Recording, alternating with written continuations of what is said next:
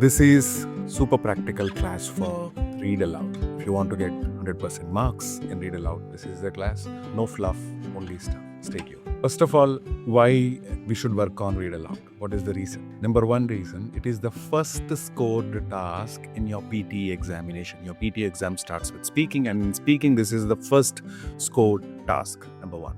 Number two, if you can start off really well, like your first read aloud, second read aloud, all 5-6 questions, 6 to 7 questions you answer perfectly, it's a perfect start for your test. That has a psychological impact, that has the positive vibe in the beginning itself. That's number two.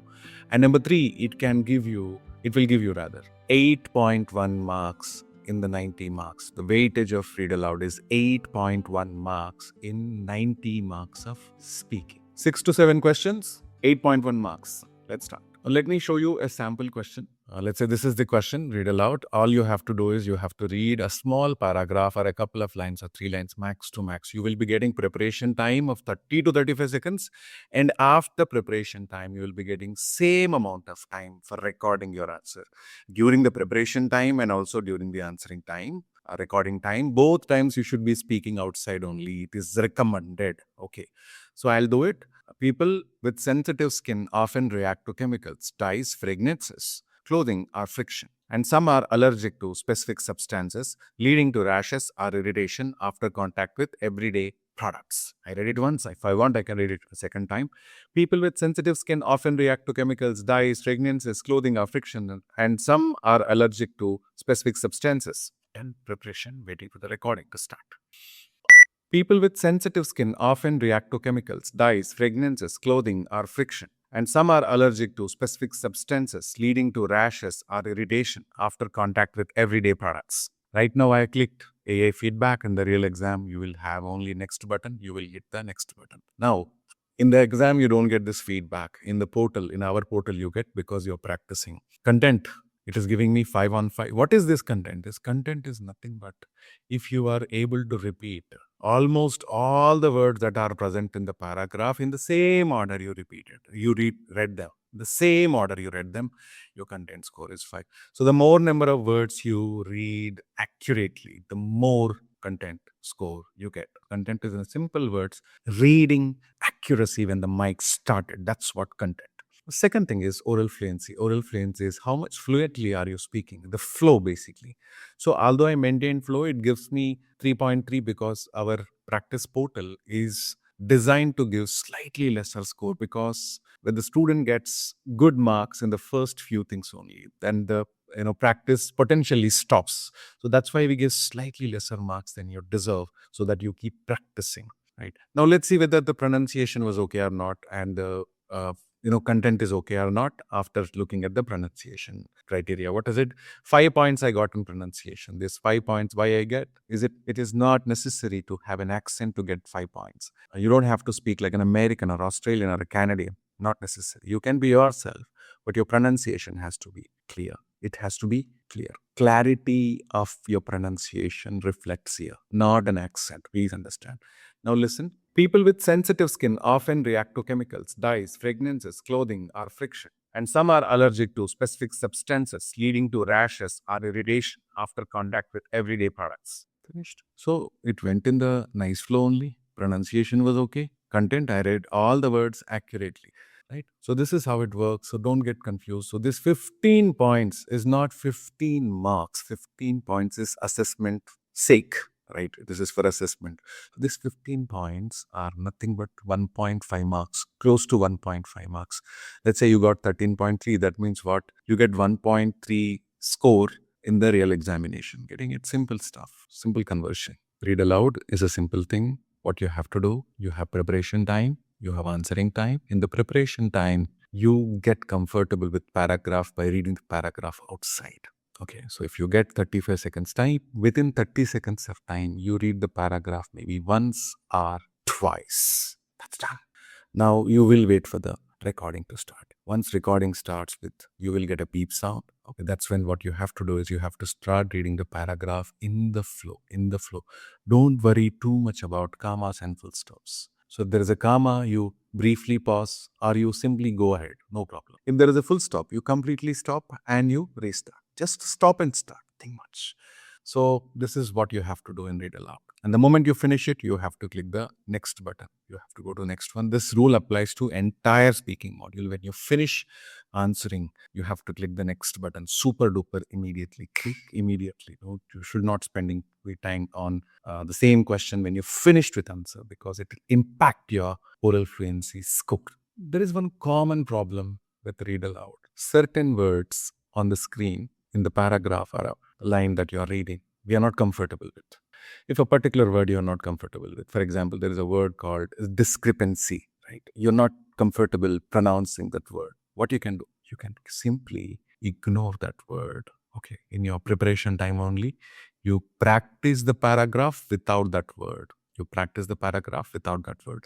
No, not only one word. I'm having problem with a couple of words. So ignore couple of words and practice the paragraph. Ignore those couple of words and give your answer. This is the solution for the problem. Now, you can ignore, let's say, 2-3 words in one question. You cannot say I have problem with every word and ignore everything. So that's why 2-3 words you can happily ignore and you can maintain the flow, finish it. I'll demonstrate it now.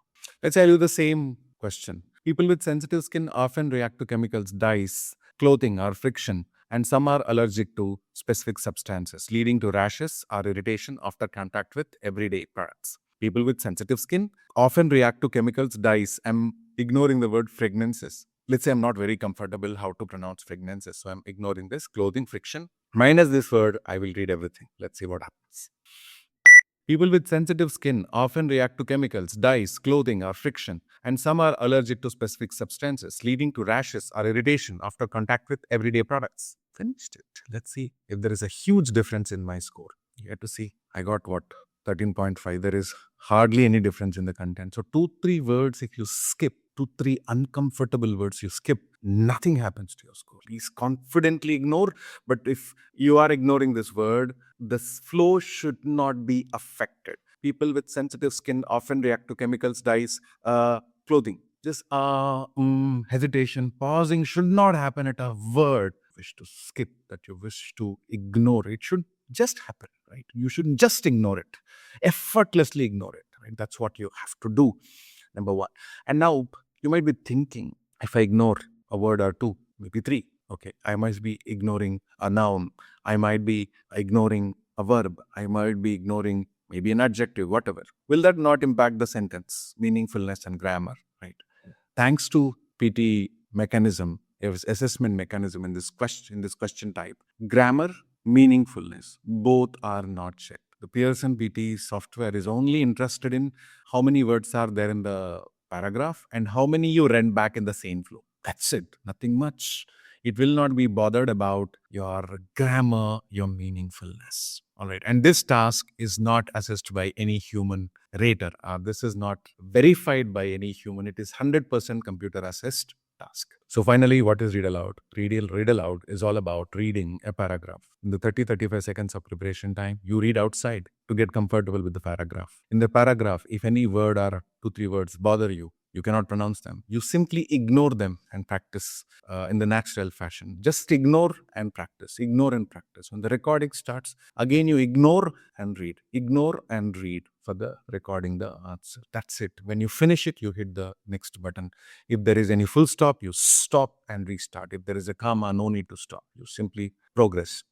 This is about Read Aloud. And I'll show you the practice plan which is present in the practice portal. In the practice portal, go to Material Access. In the Material Access, there is something called PTE Practice Plans. Click it. Okay, when you click it, this is homepage, and then you have the speaking plans here. So the target for Read Aloud is 120 questions. You may be thinking, so it's only 8.1 marks, close to 9 marks. Why should I practice 120? I told you already, it's a first task. First task answer should be best, right? Then you have a bright start, and that can continue. It's a positive start. So how to divide this practice into what do you call day-to-day practice? Simple. Target is 120. All you have to do is you have to divide the target with the number of days in hand for preparation. Let's say somebody is taking PT exam in 20 days, and that person, what is the target for anyone? 120. Person is taking PT exam in 20 days. So that means per day, this very person has to practice, the very student has to practice just 6 questions a day. That's it. So the more number of days you have for the exam, the lesser you have to practice. The lesser number of days you have for the exam, the more you have to practice. But this is not This practice plan doesn't work for the people who have, let's say, 3-4 days time or less than 1 week's time. At least 1 week, 10 days time, you should have to use this practice plan. It is invalid for the people that are preparing for PT within a week's time, although there are exceptions. See, thousands of PT practice questions. Like essays, we have 101 essays. We are adding based on our exam experiences. Look at this, it has grammar. For example, you are lacking in subject-verb agreement. You can go and work on 5 levels of subject-verb agreement exercises. Nobody is lecturing you on grammar. You are simply learning based on the activities. Now, for improving vocabulary, we have vocabulary improvement section and listening spelling section. So if you want to improve the exam familiarity, we have 10 mock tests coming here. Each mock test, when you write, gives you score.